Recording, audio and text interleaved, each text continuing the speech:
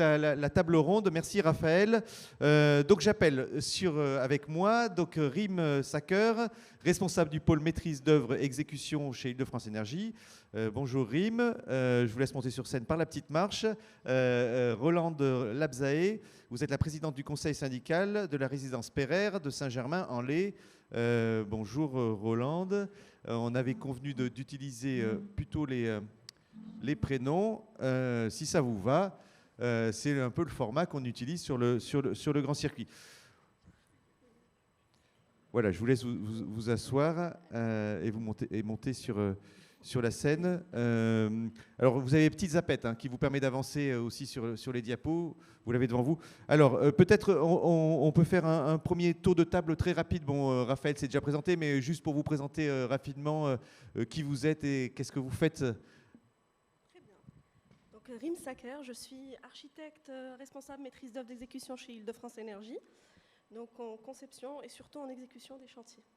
Voilà, merci Rim. Rolande Labzaé, donc présidente du conseil syndical de la résidence Pereire à Saint-Germain-en-Laye. Professionnellement, je suis professeure d'économie-gestion.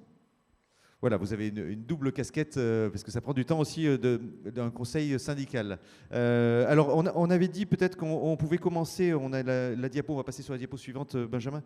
On pouvait commencer par une présentation rapide, un état des lieux. On a le temps, d'ailleurs, on a même une quarantaine de minutes. Un état des lieux sur cette copropriété. Alors peut-être, Rolande, vous pouvez nous présenter qu'est-ce qu'est cette copropriété, quand est-ce que vous avez commencé ce projet, enfin comment vous l'avez initié. Donc un petit historique rapide. Voilà. Donc cette copropriété, elle a été mise en place à partir de 1956. Les premiers propriétaires ont intégré leur logement en 1959. Le dernier événement qu'elle a subi, c'était en 1990. Donc 30 ans maintenant, passés. En 2005, alors un point important, nous sommes dans une copropriété mixte, c'est-à-dire que nous avons un bâtiment avec des propriétaires individuels et 3 autres bâtiments donc, avec un bailleur social qui était en même temps syndic de copropriété. Donc ça complexifie encore un peu plus le paysage. Le bailleur social, en 2005, nous a annoncé brutalement en Assemblée générale au mois de juin qu'il allait ravaler ces bâtiments, donc ces 3 bâtiments, à partir du mois de septembre. Alors, vous avez découvert ça comme ça de manière brutale en disant... générale. Oui. Donc, je vous laisse imaginer la tête des copropriétaires. Le conseil syndical de l'époque n'avait pas non plus informé les copropriétaires en amont.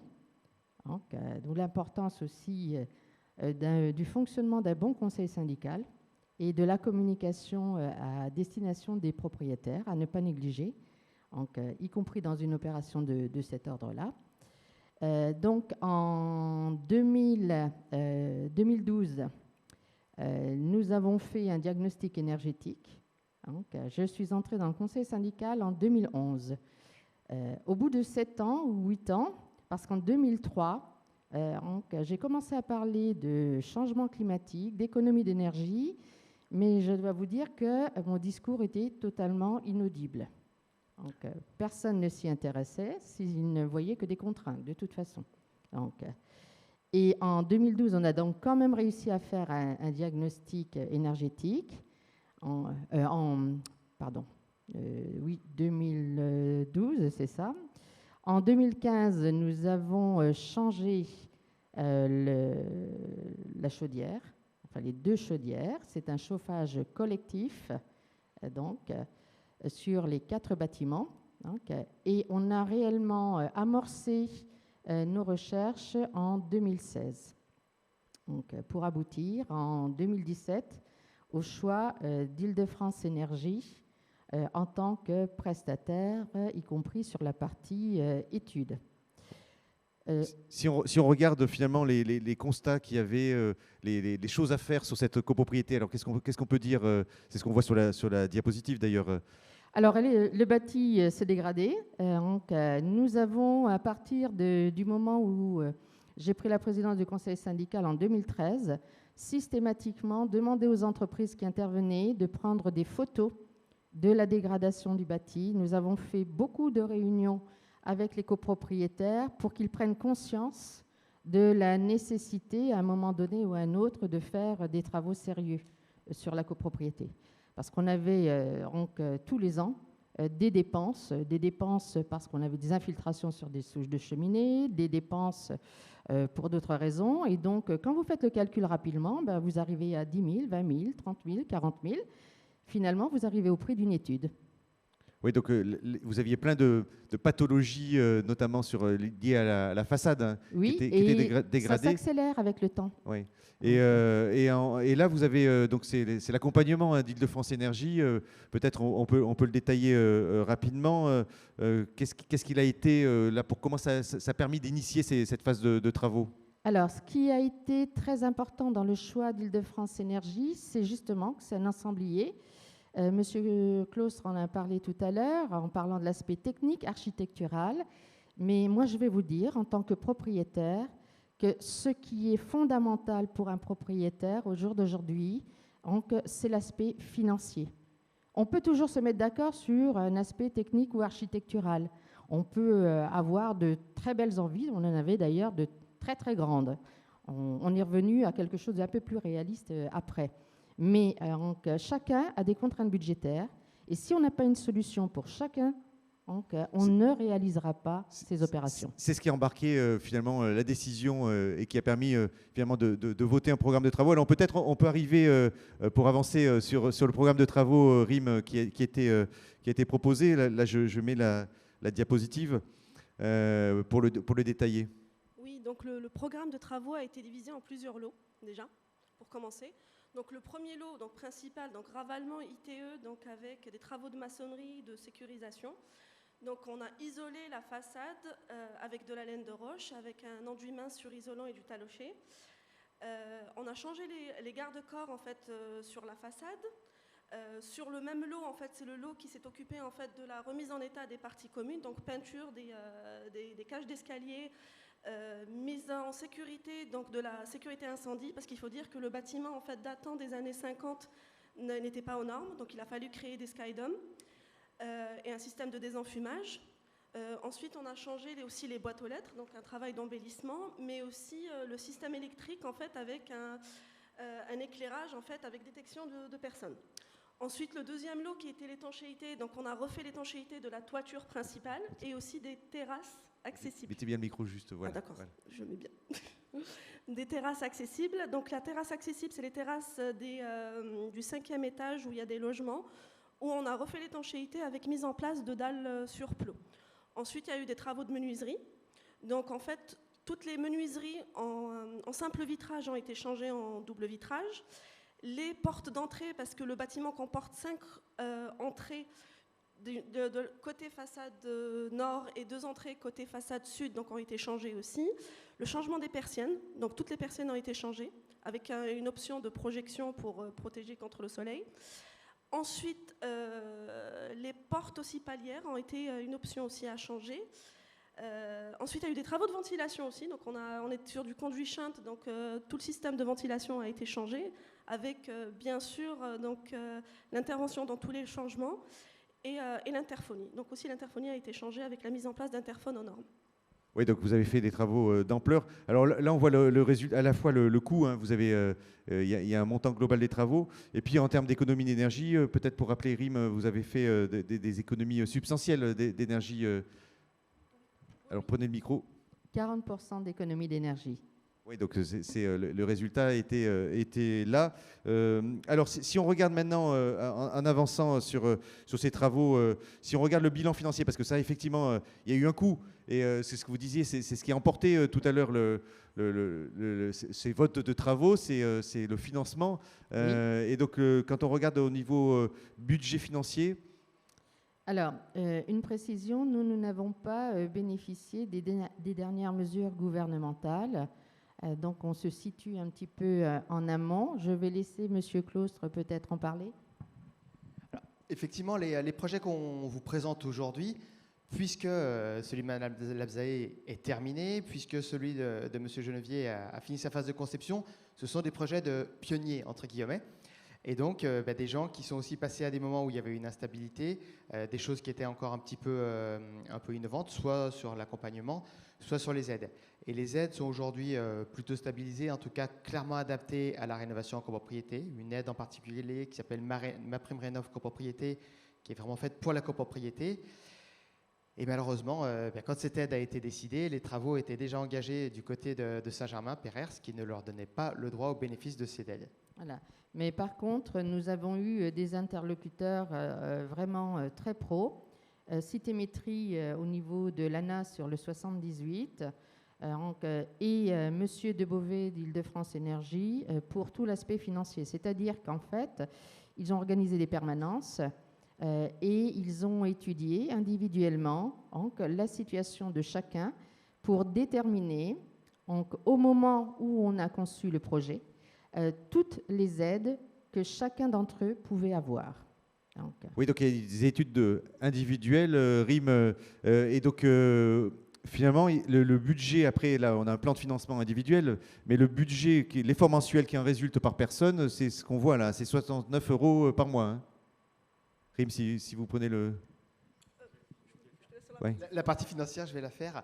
Effectivement, c'est important quand on regarde un projet de ne pas regarder que la quote-part, mais de regarder subvention, le reste à charge, l'effort mensuel si on met en place un prêt, et ce qui reste une fois qu'on a enlevé les économies d'énergie, parce que finalement, c'est ça l'impact sur la trésorerie d'un ménage, c'est-à-dire de combien de marge de manœuvre vous aurez besoin.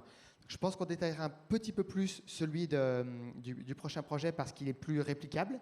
Il ressemble au plan de financement de copropriété qui s'engage aujourd'hui, mais on peut simplement montrer qu'on est sur une quote-part moyenne de 25 000 € sur ce projet-là, avec des aides, dans ce cas, de 14 000 €, qui sont des aides beaucoup plus élevées que la moyenne. C'est des aides pour un ménage à revenu très modeste, ce qui va conduire à un reste à charge après de 11 000 €. Alors ces aides, les aides, on les a avancées. Donc ce reste à charge, c'est ce que le ménage a dû emprunter. Et donc il avait derrière un emprunt de 98 € par mois. Et comme il va économiser à peu près 30 €, ça veut dire que l'effort qu'il va devoir faire chaque mois est de 69 € pour sa rénovation globale. Oui. Roland, au niveau de finalement cet effort, quand vous avez présenté ce projet, comment ont réagi les copropriétaires ? Alors, comme ils ont été suivis pendant plusieurs mois et qu'ils avaient à la fois la possibilité d'avoir les permanences pour répondre à leurs problématiques individuelles, il y avait aussi des permanences téléphoniques. C'est-à-dire que c'est bien une discussion, une présentation, je dirais en face à face, mais après, les personnes réfléchissent. Et les questions qu'elles n'ont pas pu poser ou pas pensé à poser à ce moment-là, elles interviennent un peu plus tard. Donc, il y a eu vraiment ce relais systématique. Et puis, un autre aspect, c'est-à-dire que nous, et donc ça peut être aussi une solution, je veux dire un élément accélérateur peut-être pour certains qui vont se lancer maintenant dans une opération de cet ordre-là. Nous avons décidé, à partir de l'année dernière, donc à partir du moment où on a démarré la phase d'exécution, de revoir tous les contrats de la copropriété. Donc, ça nous a permis de dégager plus de 30 000 € d'économie. Donc, si vous voulez, sur le plan financier, j'ai indiqué l'importance de cet aspect et je pense qu'au jour d'aujourd'hui, c'est encore plus prégnant compte tenu de la situation que nous connaissons.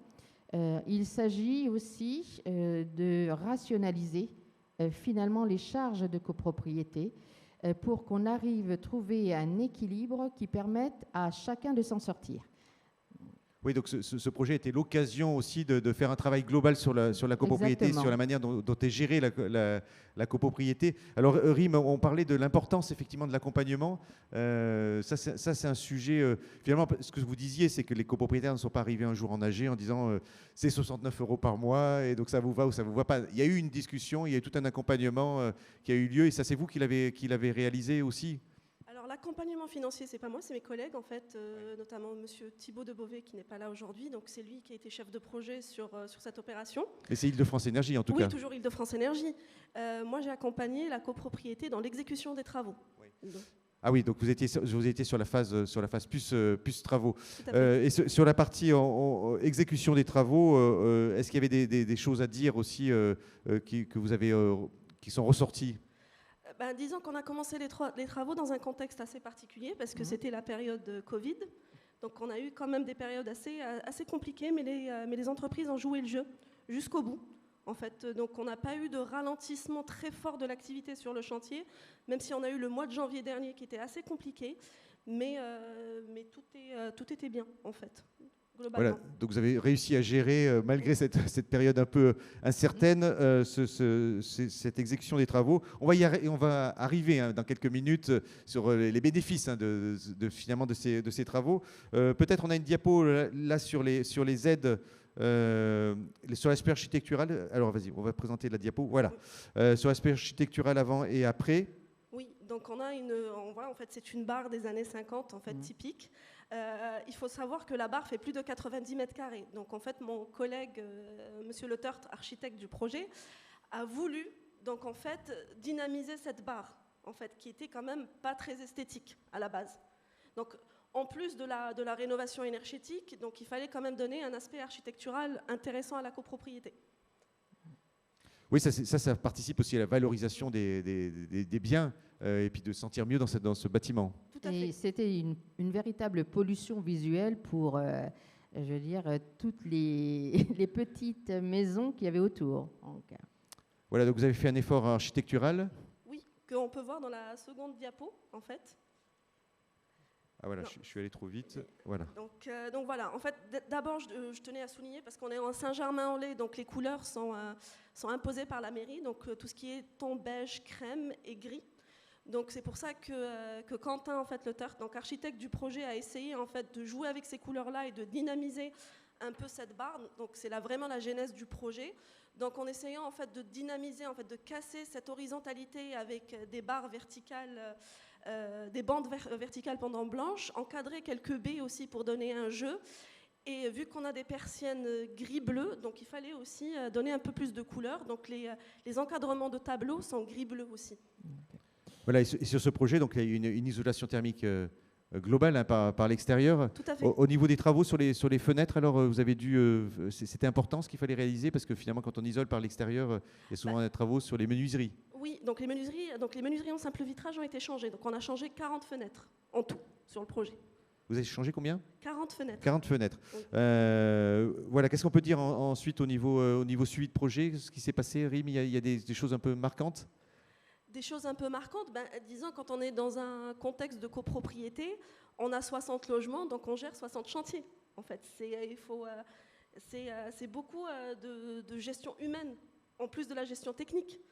Donc nous, on était présents sur place, donc on avait une réunion hebdomadaire, mais il y avait aussi des visites inopinées, 1 à 2 par semaine. Oui, ça Roland, il y avait beaucoup de remontées de copropriétaires, parce que finalement, quand on rentre dans le dur, un peu les travaux commencent, là on découvre ce que c'est que des travaux d'ampleur sur une copropriété. oui, et donc l'accompagnement, on va dire, et la communication, il faut qu'il y ait une très bonne articulation, donc la nécessité d'avoir de bons professionnels de proximité. Je pense à la gestionnaire syndic, on en a eu 2 qui étaient tous les 2 très bien, donc, à Île-de-France Énergie, donc, et puis au conseil syndical. C'est-à-dire que nous avons fait quand même, donc, sur le projet, une dizaine de réunions informelles, donc, pour que les propriétaires, au fur et à mesure, s'approprient réellement le projet. On a retenu certaines de leurs idées que l'on a proposées, y compris en phase d'exécution. Alors, c'est parfois des choses toutes simples. Numéroter les escaliers dans les 2 cages d'escalier où il y a des ascenseurs, ce n'était pas le cas avant. Donc ça, c'est un propriétaire qui nous l'a demandé.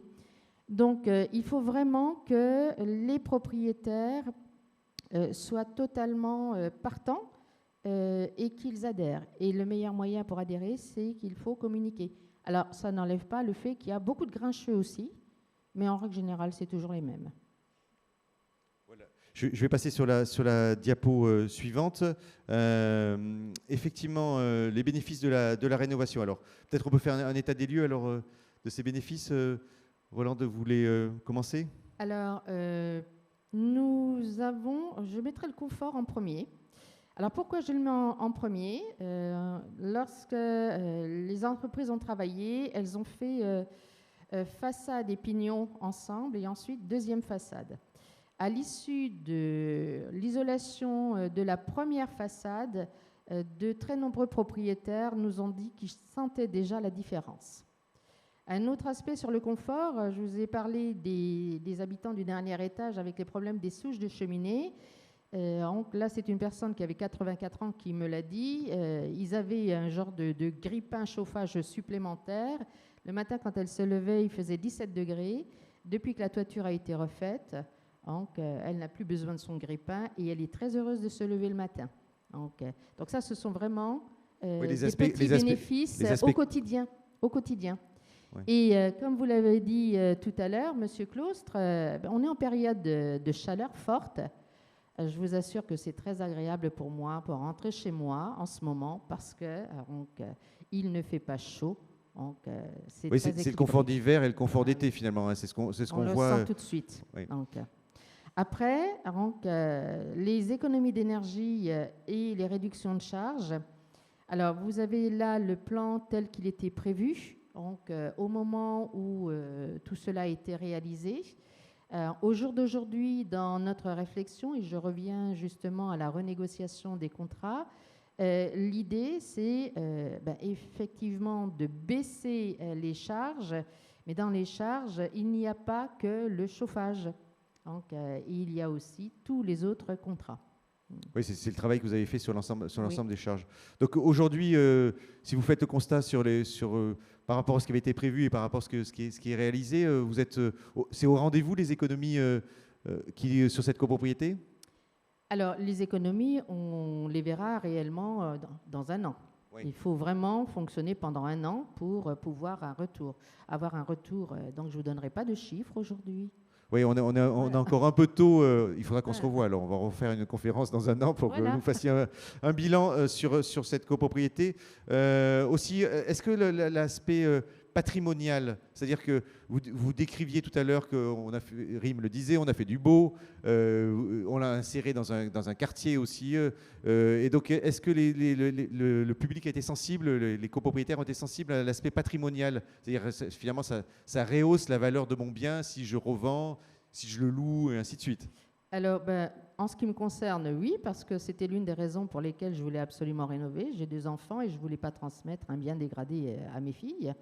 Mais là, c'est très variable. Et ce n'est pas forcément un problème d'âge non plus. C'est-à-dire que vous avez des personnes âgées qui font très attention à cette valeur patrimoniale, mais aussi des plus jeunes. Donc, mais on est quand même content d'avoir vu la valeur du mètre carré augmenter nettement.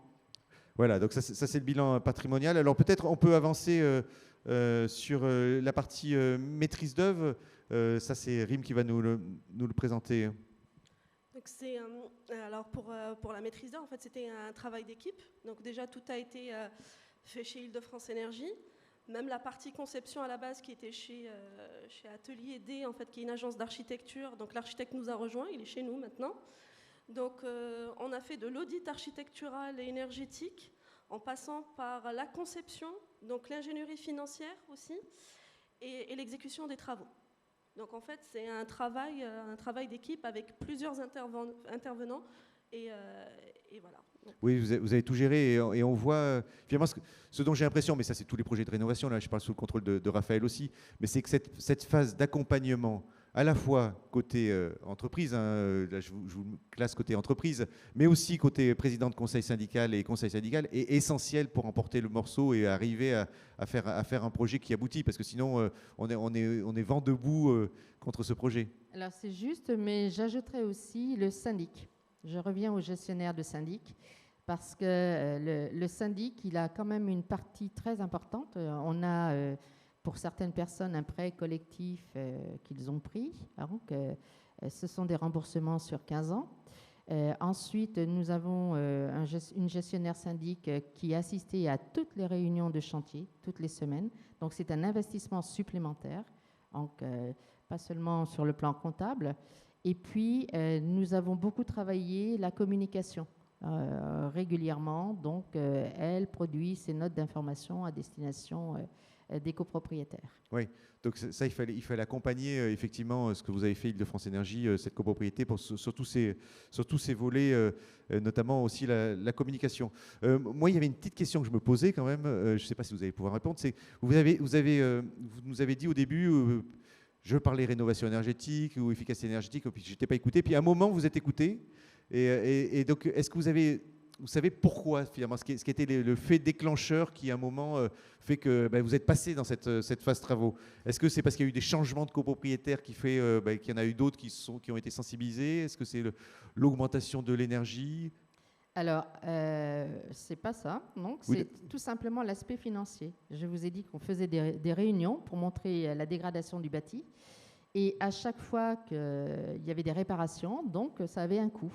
Donc, on a aligné les coûts donc, pour les copropriétaires, pour leur faire prendre conscience, justement, parce qu'on s'était dit une étude, ça doit être entre 50 et 60 000.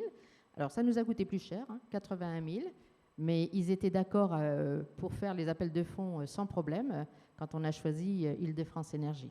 Oui, vous avez fait vous êtes posé, c'est ça qu'il faut se poser, dire on additionne tous les chiffres et on se dit Exactement. voilà, où est-ce qu'on peut aller demain et comment on peut remettre en marche cette copropriété d'un point de vue financier, puis un confort aussi et puis des économies d'énergie. Raphaël, peut-être un petit mot de la fin sur le bilan de cette copropriété? D'abord, le plaisir d'aller au bout d'un projet, parce que vous l'avez compris, ce sont des projets qui sont longs. Alors, les projets plus anciens sont encore plus longs parce que c'était plus innovant, plus dur de convaincre, les méthodes étant un peu moins en place. Les projets vont plus vite maintenant, les nouveaux, mais c'est évidemment une félicitation au conseil syndical et à la copropriété qui a mené ce projet à terme, aux professionnels qui sont intervenus dessus et qui ont fait que ce projet a été livré avec un retard de l'ordre de 1 mois, je crois, en période Covid. Même pas de retard du tout, pardon. Ce qui est quand même assez beau en période Covid, en période où c'est plus compliqué. Donc, le plaisir d'être au bout. Et Monsieur Claustre, on est resté dans le budget. Et on est resté Il dans n'y le a pas budget. eu de dépassement. Et au jour d'aujourd'hui, donc grâce à Madame Sacker et aux entreprises, notre projet qui valait 1 700 000 en arrondissant, au jour d'aujourd'hui, nous aurions 510 000 € supplémentaires à payer. Oui, c'est lié à l'inflation, j'imagine, le coût d'augmentation des matériaux. Alors, on pourra parler de ça. Mais donc, c'est vraiment le fait que ce soit un projet collectif, ça a été dit. On a pris notre part du succès, mais le conseil syndical, la copropriété, le syndic et toutes les entreprises de travaux, c'est ce collectif qui fait que ça peut fonctionner. Oui, ça c'est très important. Alors on va prendre des questions du public. Alors dans la salle, si vous avez des questions, levez la main. On va les prendre. On a déjà, je crois, Morgane, une question à distance du public qui nous suit, qui est nombreux. Alors c'est quelqu'un qui fait partie du conseil syndical de son immeuble et ils se sont décidés de faire le DTG après avoir passé la décennale de l'immeuble. Et du coup, si des malfaçons du constructeur ou des entreprises sont décelées, est-ce que le syndic peut faire un recours, étant donné que la décennale est passée depuis à peu près 4 ans, il me semble? Voilà, c'est une question un peu technique, mais j'imagine que c'est un immeuble un peu récent. Rime. Oui, c'est du neuf, donc il faut une expertise, en fait, il ne faut pas un DTG. En fait, même si la décennale est passée, il faut une expertise. Il faut une expertise, donc, et là, derrière, on peut faire des recours s'il y a besoin, oui, voilà. Mais enfin, quand la décennale est passée, c'est compliqué. Ça va être compliqué. On avait parlé aussi, Roland, sur le projet, au-delà de l'aspect énergétique, vous en avez profité pour faire du beau, pour mettre du fonctionnel aussi, des interphones, des boîtes aux lettres. Est-ce que ça a participé aussi à recréer du lien parmi les copropriétaires ?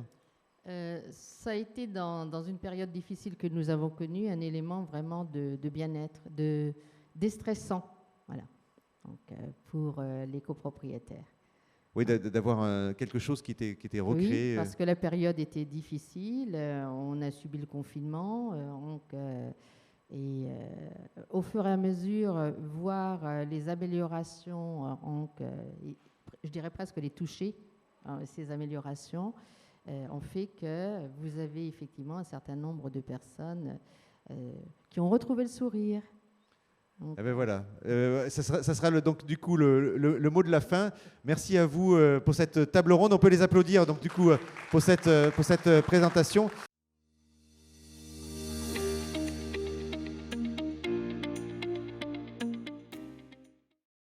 Je vais rappeler quelques généralités sur la rénovation énergétique et puis ensuite on passera à des cas très concrets, très précis. Bon, le premier, c'est rappeler qui on est, d'où l'on parle. Île-de-France Énergie, nous sommes une société dont le métier est d'apporter des solutions concrètes, opérationnelles pour la rénovation énergétique, pour faire que ces projets un peu complexes soient aussi simples que possible pour les copropriétaires. Alors les témoignages que vous aurez vous montreront que c'est quand même un investissement, mais on essaie d'intégrer le plus possible de la complexité du projet de notre côté, en intégrant à la fois l'aspect accompagnement social, humain, sur le groupe qui est la copropriété, comment vous aider à prendre des décisions et des grosses décisions ensemble, des solutions techniques. Ce que j'appelle technique, c'est à la fois les solutions architecturales qui vont concerner l'esthétique ou les solutions techniques sur le bâti et les solutions énergétiques. Donc, comment faire le plus d'économies d'énergie possible à l'occasion d'un projet de rénovation du bâtiment et que doit-on faire, comment doit-on traiter ce qu'on appelle les fluides, la ventilation, le chauffage. Ça, c'est l'aspect technique. Et enfin, l'aspect financier, qui n'est pas le moindre, qui n'est que la conséquence que les autres, évidemment. Mais puisque ce sont des investissements importants, réfléchir avec vous très tôt sur quel est le meilleur choix de scénario, en regardant la quote-part, mais en regardant aussi les subventions, en regardant les travaux que vous devez faire de toute façon et les travaux énergétiques que vous pouvez embarquer à l'occasion de vos travaux de rénovation, en regardant les solutions de prêt et en vous aidant à mettre tout ça en œuvre. Il ne s'agit pas seulement de dire, voilà, c'est plus intéressant de faire une rénovation globale parce qu'avec les prêts, les subventions, etc., les économies d'énergie, mais de le mettre en œuvre avec vous le plus concrètement possible. Et ça, bien, nous avons eu l'occasion de l'étudier avec 110 copropriétés. Alors, on s'occupe plutôt de copropriétés de taille importante, ce qui fait que 110 copropriétés, ça représente un peu plus de 16 000 logements pour lesquels nous avons réalisé des études. Certaines de ces copropriétés ont fini les travaux, ça représente 3 600 logements. D'autres sont encore en phase d'études, d'autres ont choisi de reporter ou de ne pas réaliser les travaux. Et en moyenne, on arrive à une division par 2 de la consommation d'énergie. Donc il faut quand même avoir à l'esprit que quand on fait des travaux globaux, on peut baisser de manière importante ou très importante la consommation d'énergie. Vous savez peut-être que les subventions, alors je ne sais plus si c'est une question du quiz, je crois que c'est une question du quiz, les subventions exigent un seuil de rénovation énergétique, un minimum.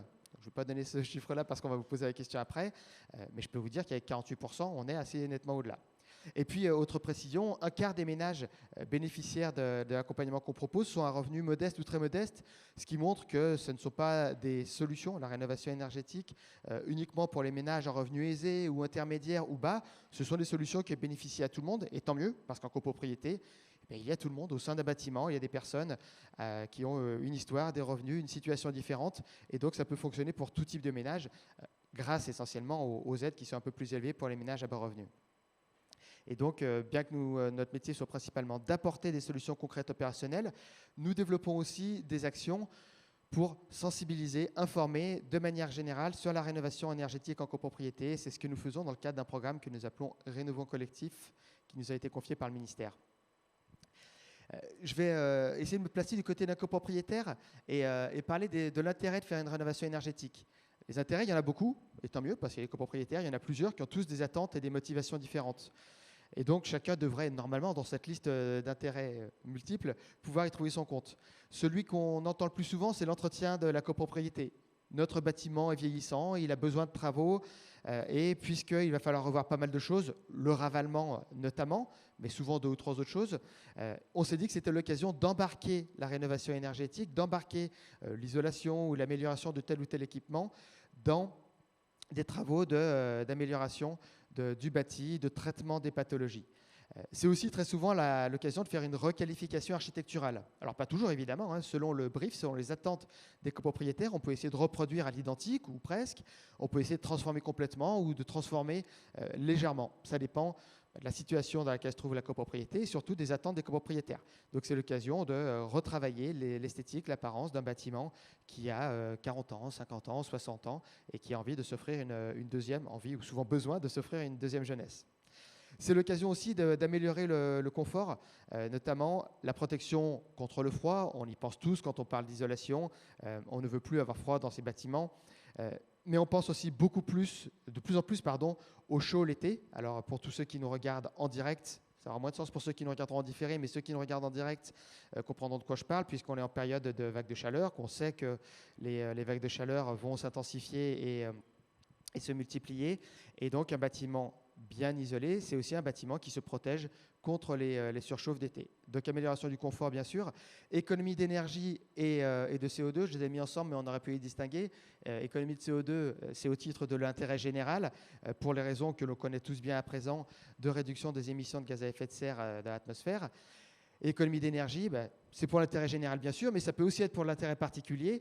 Les économies d'énergie ne sont jamais une motivation économique suffisante, mais si on l'ajoute aux subventions, si on l'ajoute aux travaux nécessaires, ça commence à faire du sens. Et puis ça peut avoir de plus en plus de sens aussi dans un monde où on retrouve, par période ça a été le cas, mais on retrouve une période d'instabilité et de hausse importante des cours de l'énergie avec les événements géopolitiques, la hausse des cours de l'énergie, alors, des tarifs du gaz qui ont augmenté de seulement 50%, mais des prix du gaz sur les marchés qui ont plutôt fait x3, et donc des risques de hausse de prix du gaz très importantes. Un bâtiment bien isolé va être moins sensible à ces hausses de prix. Quand on consomme beaucoup d'énergie, un doublement, ça fait beaucoup plus mal que quand on en consomme peu. Donc c'est à la fois des économies d'énergie, mais une protection contre des hausses futures. Et puis évidemment, tout ça, ça a un impact sur la valeur des biens. Les notaires arrivent à démontrer maintenant qu'un bâtiment dans les meilleures classes énergétiques se vend significativement plus cher qu'un bâtiment dans les moins bonnes classes énergétiques, toutes choses égales par ailleurs. Je ne vais pas forcément donner de chiffres parce que les chiffres changent. Les notaires les calculent par région, mais en plus, il faudrait les calculer à des échelles bien plus locales. Tout ce que je peux dire, c'est que quand on fait un investissement important, ça n'est pas seulement une dépense, c'est un investissement qu'on retrouve. Alors, dans certains cas, pour partie, dans d'autres cas, plus encore que l'investissement, ça dépend. Mais en tout cas, il se retrouve au moins pour partie dans la valeur du bien. Et puis, dernier point, c'est la mise en conformité avec les normes et réglementations actuelles ou futures. Peu de gens savent qu'il est, par exemple, obligatoire d'isoler lorsqu'on fait un ravalement. Alors évidemment, il y a plusieurs possibilités de déroger à cette obligation, mais c'est un signal de la part du législateur pour dire isoler à ce moment-là, ce serait une grosse erreur de ne pas le faire. Il y a aussi une réglementation un peu plus connue, parce qu'elle est récente et sans doute plus contraignante, qui va contraindre les bailleurs, donc les propriétaires de logements qui les mettent en location. On ne pourra plus mettre en location les logements de classe G dès 2025, les logements de classe E, F en 2028 et classe E en 2034. Donc classe E, F, G, ça fait une grosse partie du parc. Et même si 2034 peut paraître lointain, je l'ai déjà dit, dans la très grande majorité des cas, les rénovations énergétiques se font à l'occasion d'un ravalement. Et d'ici 2034, un bâtiment n'aura pas de ravalement. Il en aura un, il peut même en avoir 0. Donc ne ratez pas cette opportunité. Lorsque votre bâtiment a besoin d'être traité, du point de vue de ses pathologies et de son vieillissement, embarquez tous les travaux énergétiques qui peuvent être embarqués. Et puis quand on dit mise en conformité avec les normes, c'est aussi la norme sociale, c'est-à-dire qu'un bâtiment dans les moins bonnes classes énergétiques, un bâtiment non isolé, va être de moins en moins attractif pour un locataire, pour un acheteur qui va se dire bon, le bâtiment n'est pas isolé, je ne sais pas trop si je veux le prendre parce que c'est plus du tout la norme, c'est plus du tout ce qu'on attend aujourd'hui. En tout cas, c'est ce qui va arriver progressivement avec les bâtiments neufs qui arrivent avec un très haut niveau de performance énergétique, les bâtiments qui se rénovent, qui sont en train de définir un nouveau standard, et peu à peu, les bâtiments non isolés, soit par l'évolution des attentes et des normes, soit tout simplement parce que les bâtiments de classe EFG ne pourront plus être mis sur le marché, risquent de perdre de la valeur. On parle beaucoup de valeur verte, je pense qu'on devrait aussi parler un peu plus de la notion de décote grise. C'est-à-dire un bâtiment gris risque de perdre de la valeur. Alors comment s'y prendre ? On va le voir surtout dans les cas concrets, mais je vais faire un petit peu la théorie. Les personnes qui vont témoigner vont sans doute vous expliquer qu'entre la théorie et ce qu'ils ont vécu, il y a des différences, et c'est bien évident. On parle de projets longs, de projets complexes, de projets avec beaucoup d'humains, et beaucoup d'humains au sens où il y a un investissement humain fort et plusieurs humains, mais sur les différentes étapes, on a en général d'abord une phase de diagnostic, c'est-à-dire la copropriété va regarder où elle en est, où en est mon bâtiment, où en sont les différentes parties du bâtiment, ses aspects techniques, mais aussi sa gestion, ses impayés, les systèmes. On peut faire ce diagnostic soi-même ou se faire accompagner dans ce qu'on appelle un diagnostic, un DTG, diagnostic technique global. On parle aussi de plan pluriannuel de travaux. Le seul conseil que je peux donner à cette étape, c'est veiller toujours, quand vous faites ces diagnostics, à avoir à la fois une compétence énergétique, architecturale et financière. Ça, je le répète souvent, mais si on essaie de découpler les trois, il y a quelque chose qui ne marche pas. L'architectural, c'est très souvent ce qui va dicter les travaux à réaliser. L'énergétique, c'est ce qui va vous aider à faire le plus d'économies d'énergie possible. Et le financier, c'est ce qui va faire que c'est réaliste ou pas. Et puis après cette étape de diagnostic, vous allez vous lancer dans la grosse phase, la phase, à mon avis, très centrale en copropriété où la prise de décision est complexe. Cette phase de conception, elle peut prendre de 12 à 24 mois, ou un peu plus parfois. Elle va consister à, avec un architecte, définir toutes les solutions techniques que vous allez souhaiter mettre en œuvre, avec un ingénieur thermique fluide, définir toutes les solutions techniques sur le côté fluide, donc ventilation, chauffage, que vous allez mettre en œuvre, rédiger ça dans un cahier des charges très précis. Le but du cahier des charges précis, c'est d'une part de sélectionner le mieux-disant en termes d'entreprise. Le mieux-disant, ça veut dire le moins cher qui offre un haut niveau de qualité. Et c'est une phase qui est absolument essentielle parce que s'il y a des problèmes, il faut les traiter en phase de conception. Les problèmes en phase de chantier sont beaucoup plus compliqués à traiter. Donc il s'agit d'anticiper tout ce qu'on va rencontrer en phase de chantier. Et une fois qu'on a fait tout ce travail, d'aller jusqu'en assemblée générale de vote de travaux et de proposer le programme de travaux qui a été choisi, les offres qui ont été faites par les entreprises et d'en proposer les solutions de financement, à la fois subventions et prêts. Donc toute cette étape-là, qui est relativement longue, va vous permettre de voter les travaux et voter les solutions de financement pour ensuite passer à l'étape de travaux. Alors, elle est souvent précédée d'une étape, elle est toujours précédée d'une étape d'état des lieux dans les logements et de mise en place des financements. Et ensuite, l'étape très concrète, celle qui est recherchée, de réalisation des travaux eux-mêmes pour enfin aller à l'étape de bénéficier, de jouir d'un logement dans un meilleur état et dans un meilleur niveau de confort. Voilà pour les grandes étapes qu'il faut traverser. Je vais peut-être juste dire un mot des prêts. Les solutions de prêts qui existent en copropriété, celles sur lesquelles on va insister, c'est ce qu'on appelle les prêts collectifs à adhésion individuelle. J'insiste là-dessus parce que c'est assez peu connu. Il y a toujours des solutions de prêts. Il y a plusieurs sociétés qui les proposent. Caisse d'épargne Île-de-France, qui est une banque connue. Alors malgré son nom, Caisse d'épargne Île-de-France propose ses prêts sur toute la France. Domo Finance, qui est moins connu, mais qui propose des prêts collectifs aux copropriétés sur toute la France aussi. Et puis quelques sociétés un petit peu originales qui ne sont pas des banques, qui sont des sociétés publiques ou comme nous, mixtes, à la fois publiques et privées, qui proposent des solutions de prêts à condition d'avoir assuré l'accompagnement technique et social auparavant. Donc nous ne sommes pas des banques, nous sommes des prêteurs sur les projets que nous maîtrisons parce que nous avons contribué à leur conception. Et des sociétés équivalentes à nous, il y en a plusieurs, notamment une qui fait pas mal de copropriétés aussi dans les Hauts-de-France. Mais il n'y en a qu'une par région, ou 0 dans certaines régions. Et le principe de ces prêts, eh bien, c'est de permettre à chaque copropriétaire de souscrire le montant qu'il souhaite. Le maximum, c'est la quote-part. Le minimum est défini par chaque prêteur, en général de l'ordre de 1 500 €. En tout cas, chez nous, c'est 1 500 €. Et ces prêts, alors bien sûr, il faut que la copropriété soit saine, c'est-à-dire que le taux d'impayé, le niveau d'impayé soit suffisamment bas pour qu'il soit raisonnable d'embarquer la copropriété dans de gros travaux. Indépendamment du prêt, une copropriété qui a 20% d'impayé va devoir faire un travail d'assainissement de sa gestion avant de se lancer dans des gros travaux. Et de toute façon, elle ne pourra pas accéder au prêt. Donc, il faut que la copropriété soit aussi saine que possible du point de vue financier. Mais ensuite, elle va pouvoir voter les travaux, voter les prêts. Et chaque emprunteur va donc décider du montant qu'il emprunte, y compris 0. On a toujours des copropriétaires qui souhaitent ne pas participer à l'emprunt parce qu'ils souhaitent apporter leur propre solution en épargne et en prêt individuel. C'est leur problème dans ce cas-là. Mais les autres vont pouvoir participer à cet emprunt. Ils vont être tous protégés d'un éventuel défaut de paiement d'un copropriétaire, parce qu'en copropriété, on se dit toujours, quand on prend un engagement, oui, c'est bien sympa, mais et si mon voisin, et si un autre copropriétaire ne répond pas à ses obligations, ne paye pas la dette, bien ça a été prévu par la loi. Il y a obligatoirement une forme d'assurance qu'on appelle une caution solidaire qui se substitue immédiatement et intégralement à un emprunteur défaillant. Autrement dit, si un copropriétaire ne rembourse pas, eh bien immédiatement, la caution va rembourser sa quote-part de prêt. Donc même si c'est un prêt collectif, finalement, c'est presque comme une agrégation de prêts individuels.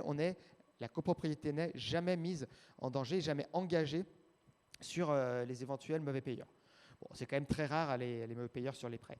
Et ça permet de faire que nous n'ayons pas de critères d'âge, et pas du tout de critères d'âge, ce qui est essentiel en copropriété. Parce que si on dit à la personne âgée de 91 ans, bon, désolé, il faut sortir une grosse somme, vous ne les avez pas, et il n'y a pas de solution de prêt, au revoir, il y a un petit problème social humain derrière. Donc, solution de prêt indépendante de l'âge, indépendante de l'état de santé, et même jusqu'à 21 000 € empruntés, indépendante des niveaux de revenus. On regarde dans tous les cas si la personne est en interdit bancaire, là en aucun cas on ne peut prêter, et si elle paye correctement ses charges de gestion courante. Ça c'est ce qu'on regarde jusqu'à 21 000 €. Et au-delà, eh bien, on va quand même faire une analyse de capacité de remboursement, mais quelque chose de plus subtil que les, vous savez, 33-35% de taux d'endettement habituel. On va regarder si la personne a des revenus récurrents, des dépenses récurrentes, et si le remboursement mensuel de 60, 100, 150 euros qui va lui être demandé est raisonnable au vu de ce qui lui reste chaque mois. Et ça permet aussi de faire des prêts à taux zéro. Alors c'est un petit peu plus récent, mais on peut maintenant proposer des prêts à taux zéro, c'est-à-dire que c'est l'État qui prend en charge les intérêts non perçus. Et évidemment, ça permet de faire des prêts à taux bas, à taux zéro, en tout cas taux nominal. Il faut quand même payer la caution, mais la caution, ça fait un TEG de l'ordre de 0,4%, donc ça reste des prêts à taux extrêmement bas. Ça avait un certain intérêt il y a 2-3 ans, ça a un intérêt très important aujourd'hui avec la remontée des taux. Et puis, dernier mot là-dessus, on propose aussi des prêts avance d'aide, c'est-à-dire des prêts qui vous permettent de payer les travaux avec les aides, parce que sinon les aides, c'est évidemment très important, mais quand on les perçoit après les travaux, ça ne permet pas de payer les travaux avec les subventions.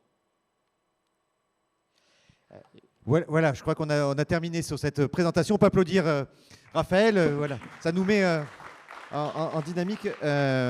Voilà, peut-être mon micro, Benjamin. Donc Raphaël, aussi on peut le remettre dans un contexte géopolitique. Tu parlais de coûts, d'économies qu'on peut faire, mais aujourd'hui on voit avec l'augmentation des coûts de l'énergie que ça devient indispensable presque de faire sa rénovation énergétique. En tout cas, ça met des fois, j'imagine, des copropriétés dans des situations difficiles parce que finalement, il faut payer l'énergie qui est devenue très chère. Alors, effectivement, idéalement, il aurait fallu anticiper parce que la hausse des cours de l'énergie, tout le monde savait qu'elle arriverait un jour. Alors, personne ne savait ni à quel rythme ni quand, mais on savait que l'ère de l'énergie à bas coût ne serait pas éternelle. Le problème, c'est quand elle arrive de manière brutale et qu'il faut dire à des copropriétaires, à des ménages, maintenant lancez-vous dans la rénovation énergétique. Ils ne vont pas baisser leur consommation d'énergie sous 6 mois. Ça leur prendra au mieux 2 ans. Éventuellement plus. Mais oui, c'est évident que pour les questions de coût de l'énergie, il faut absolument se lancer dans ces projets dès maintenant pour pouvoir bénéficier d'un logement à basse consommation dans quelques années. Voilà, on a oublié de faire le petit quiz. On a un petit quiz pour le public parce que tu avais donné des infos et on voudrait savoir si ça a bien été entendu et compris tout ça. Donc il y a 3 questions, hein, c'est ça? Effectivement, Jessica qui a préparé ça avec vous a préparé ce quiz. Et donc, elle nous a préparé 3 questions dont on n'avait pas prévu de donner les réponses avant, mais finalement, on le donne au milieu, comme ça, ceux qui ont suivi la première partie devraient avoir les réponses. La première, les logements dont l'interdiction de mise en location est d'ores et déjà programmée sont ceux classés dans quelle catégorie du diagnostic de performance énergétique? Donc, la première réponse, catégorie G, les logements de classe G vont être interdits à la mise en location, ou réponse B, les logements de classe F et G vont à terme être interdits à la location. Ou réponse C, à terme, ce sont les logements de classe E, F et G qui vont sortir du parc locatif. Voilà, on vous laisse voter. On fait les 3 questions en une. Hein. Donc, la deuxième question, c'est l'augmentation de la valeur engendrée pour une meilleure performance énergétique et environnementale d'un bien immobilier par rapport à un autre s'appelle... Ah oui, j'allais le dire.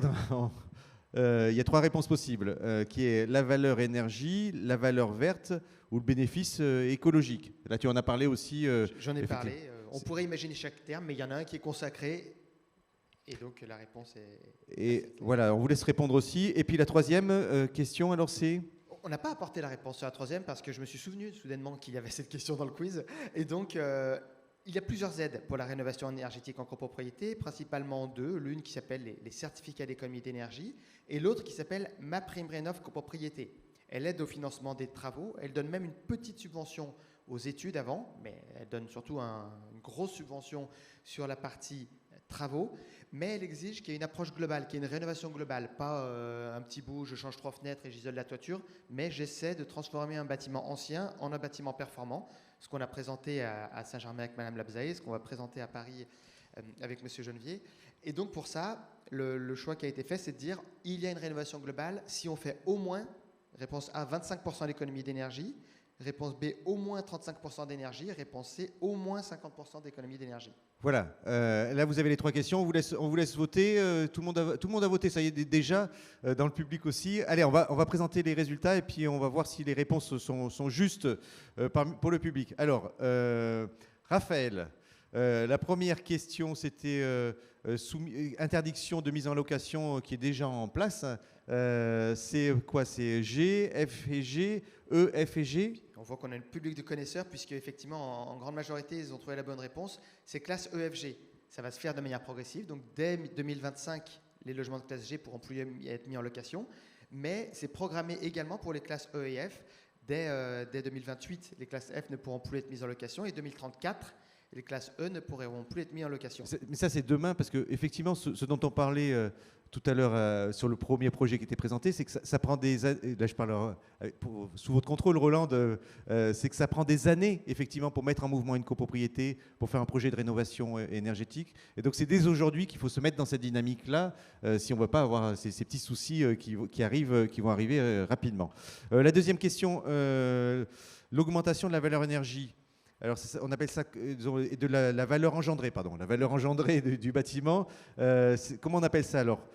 Et le public a répondu majoritairement valeur verte. Est-ce que c'est bien ça? Eh bien oui, là encore, le public expert a trouvé la bonne réponse. On parle de valeur verte, on parle parfois, mais c'est moins séduisant, de décote grise pour la perte de valeur pour des logements dans les moins bonnes classes énergétiques. Mais on préfère parler de valeur verte, c'est-à-dire meilleure est votre classe énergétique, plus élevée sera la valeur de vente du bien. Voilà, puis c'est la valeur patrimoniale, hein. Effectivement, on en parlait tout à l'heure, c'est je veux transmettre à mes enfants quelque chose dont la valeur a été augmentée, voilà, c'est cette valeur verte. La troisième question, qui était ma prime rénov', alors donc c'était 35%, 71% du public a répondu 35%, est-ce que c'est juste? Alors c'est juste, paradoxalement, la seule réponse qu'on n'avait pas donnée a conduit à une réponse juste, écrasante de la part du public. Les 3/4 ont trouvé que c'était 35% d'économie d'énergie, le seuil à partir duquel on peut bénéficier des aides MaPrimeRénov' copropriété. Alors il y a des cas où on atteint tout juste 35%, il y a des cas où on se fait significativement plus, ça dépend du potentiel de travaux du bâtiment, mais il faut au moins 35% d'économie d'énergie pour bénéficier de MaPrimeRénov' copropriété qui a une aide d'un quart du montant hors taxe des travaux. Oui, donc c'est loin d'être négligeable. Il y a même une aide aussi sur la phase étude ou audit? Il y a une aide sur la phase, en général c'est en phase de conception, donc sur la partie accompagnement, puisque MaPrimeRénov' copropriété vous impose d'avoir ce qu'on appelle un AMO, donc un accompagnement financier et social, humain. Et bien cette partie-là est subventionnée à hauteur de 25%. Voilà. Vous savez à peu près tout sur ce dispositif. Morgane, une question du public à distance. Oui, alors là, c'est plus quelques petites questions sur Île-de-France Énergie, donc le service que vous rendez aux copropriétés. Donc déjà, pouvons-nous avoir une idée du coût de l'intervention d'Île-de-France Énergie? Nous avons aussi, pouvez-vous rappeler le nombre de lots minimales pour lesquels vous intervenez? Et y a-t-il, pour des petites copropriétés, d'autres prestataires identiques à Île-de-France Énergie? Le nombre minimal, aujourd'hui, comme vous l'avez compris, on a un modèle qui est assez complet, avec beaucoup d'intervenants, et ça fait que notre modèle qui est fait pour gérer de la complexité est moins intéressant, moins efficace en petite copropriété. Donc en général, on met une frontière à partir de 50 logements. Ça ne veut pas dire qu'elle n'est pas discutable, hein, on a des 40 logements parfois, mais on essaie d'éviter, en gros, on fait plus d'1 million d'euros de projets, de travaux. Pour les petites copropriétés, ou globalement pour ceux qui ne savent pas exactement où aller, il y a ce qu'on appelle les espaces conseils France Rénov' qui pourront vous éclairer sur le projet à choisir et qui aller voir, qui aller chercher. Et après, sur les coûts, c'est au cas par cas, ça dépend si on fait un audit, un diagnostic, donc quelque chose de très amont, qui va coûter peut-être entre 100 et 200 euros par logement, ou la phase de conception, où là, je ne me mouillerai pas parce que ça dépend vraiment de la taille de la copropriété, le périmètre du programme de travaux qu'on va étudier, et voir si on fait tout, c'est-à-dire est-ce qu'on est l'architecte, les études thermiques fluides et l'accompagnement, ou est-ce qu'on ne fait que l'accompagnement? Ça arrive aussi, ce n'est pas les projets qu'on a présentés aujourd'hui, mais ça arrive. Donc là, c'est vraiment au cas par cas, et je dirais que le prix de tout cumulé va de 400 à 900 euros par logement, mais aujourd'hui, en additionnant tout ça. Mais ça dépend, c'est vraiment une fourchette large et il faut être prudent sur le chiffre que je viens de donner.